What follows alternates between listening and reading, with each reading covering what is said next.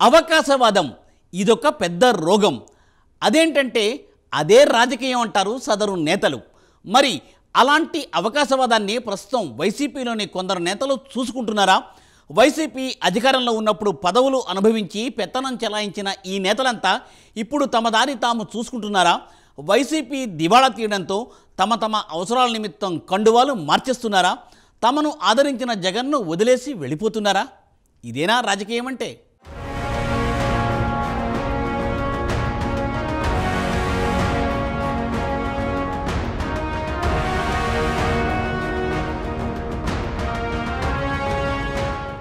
వైసీపీకి big shock తగలనుందా?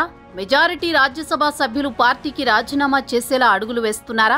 పార్టీలో number 2 leader నుంచి అధినేతతో కలిసి కేసులు ఎదుర్కొన్న నేతల వరకు దాదాపు 7-8 మంది వైసీపీ వీడనున్నట్లు జరుగుతున్న ప్రచారంలో నిజమెంత?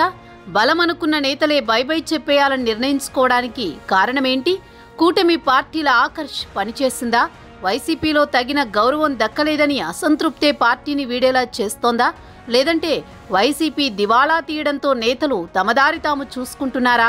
ఇప్పుడు ఇవే ప్రశ్నలు రాజకీయ వర్గాల్లో చర్చనీయాంశమవుతున్నాయి. అధికారం పోయాక వైసీపీ పరిస్థితి పతనావస్థకు చేరింది. జగన్ హయాంలో పదవులు అనుభవించిన నేతలంతా కండువా మార్చేస్తున్నారు. ఇప్పటికే అనేక మంది మాజీ ఎమ్మెల్యేలు వైసీపీకి గుడ్ బై చెప్పేయగా తాజాగా వైసీపీ రాజ్యసభ సభ్యులు పెద్ద సంఖ్యలో పార్టీ మారేందుకు సిద్ధమయ్యారనే వార్త ఇప్పుడు ఏపీ రాజకీయాల్లో హాట్ టాపిక్గా మారింది. ఇటీవల జరిగిన సార్వత్రిక ఎన్నికల ఫలితాల అనంతరం పలువురు వైసీపీ నేతలు పక్కచూపులు చూస్తున్నారంటూ జరిగిన ప్రచారానికి తాజాగా బలం చేకూరిందని తెలుస్తోంది. ఇందులో భాగంగా పలువురు రాజ్యసభ ఎంపీలు కూటమి పార్టీల వైపు ఆకర్షితులయ్యారని అంటున్నారు. ఇందులో కొంతమంది టీడీపీ, ఒకరు జనసేన, మిగిలిన వారు బీజేపీ వైపు వెళ్లనున్నారని తెలుస్తోంది.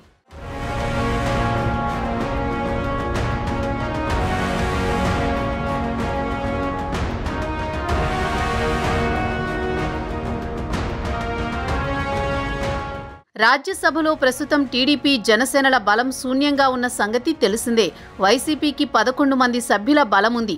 ఈ సమయంలో వైసీపీలోని మెజారిటీ సభ్యులు కూటమిలోని 3 పార్టీల్లోనూ చేరేందుకు రంగం సిద్ధమైందని అంటున్నారు. ఈ మేరకు సుమారు 7 వైసీపీ రాజ్యసభ సభ్యులు కండువాలు మార్చేందుకు సిద్ధమయ్యారని చెబుతున్నారు. మోపిదేవి వెంకటరమణ, బాబురావు, బీద మస్తాన్రావు, కృష్ణయ్యలు టీడీపీలోకి వెళ్లేందుకు చర్చలు జరుగుతున్నాయని చెబుతుండగా అయోధ్య రామిరెడ్డి, సుభాష్ చంద్రబోస్, మేడా రఘునాథరెడ్డి బీజేపీలో చేరనున్నట్లు చెబుతున్నారు. ఈ 7 ఒకరు జనసేనలో చేరే అవకాశం ఉందని అంటున్నారు. దీంతో రాజ్యసభలో వైసీపీ బలం 4కు పడిపోనుందని రాజకీయ వర్గాల్లో ప్రచారం జరుగుతోంది. అంటే మిగిలిన వారిలో వైవి సుబ్బారెడ్డి, విజయసాయిరెడ్డి, నిరంజన్ రెడ్డి, పరిమల్ నత్వానీ మాత్రమే వైసీపీలో ఉండనున్నారని అంటున్నారు.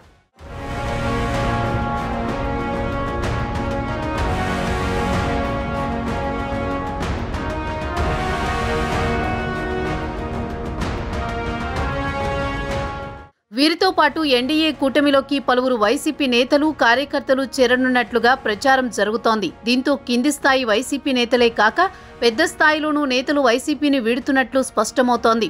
వీరిలో మోపిదేవి జగన్ కేసుల్లో భాగంగా వాన్పిక్ కేసులో జైలు శిక్ష అనుభవించారు. చాలా దగ్గరి సంబంధం ఉండడంతో 2019 ఎన్నికల్లో ఓడినా కూడా మోపిదేవిని ఎమ్మెల్సీ చేసి జగన్ మంత్రిగా చేశారు. ఆ తర్వాత రాజ్యసభకు పంపారు. అలాంటి మోపిదేవి కూడా జగన్ పార్టీని వీడనున్నారు. రాజ్యసభలో జగన్ పార్టీ బలం తగ్గితే దాంతో ఇక జగన్ను అటు ఇండియా కూటమి కూడా పట్టించుకునే అవకాశమే ఉండదనే అభిప్రాయం వ్యక్తమవుతోంది.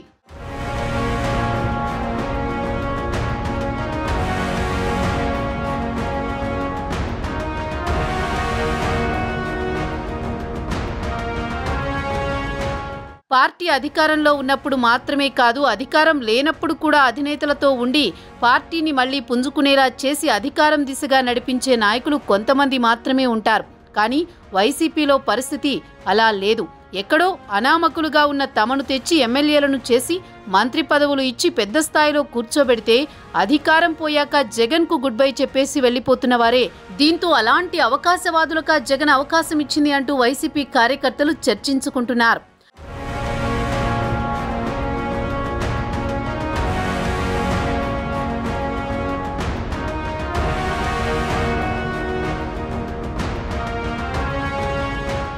తిరుగే లేదు, 30 ఏళ్లు మాదే అధికారం, ఇక ప్రతిపక్షం ఆనవాళ్లే ఉండవు అని విర్రవీగిన వైసీపీ ప్రస్తుతం విలవిలలాడుతోంది. ఇప్పటికే గత సార్వత్రిక ఎన్నికల్లో కోలుకోలేని దెబ్బతో అల్లాడిపోతోంది. అసెంబ్లీ ఎన్నికల్లో పార్టీ దివాళా తీయడంతో నేతలంతా తమదారి తాము చూసుకుంటున్నారు. మరి జగన్ పార్టీ వలసలను అడ్డుకోగలరా?